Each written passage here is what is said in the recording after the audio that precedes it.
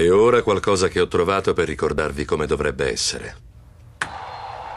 Quando sei ragazzino è facile. Non hai paura di provare, di osare.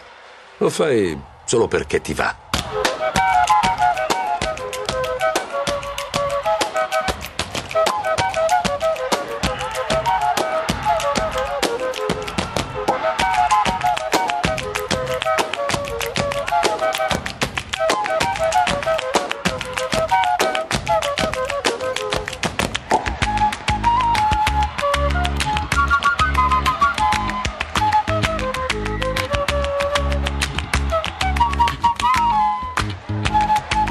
Per cui ecco il mio consiglio: non crescete mai, amici miei.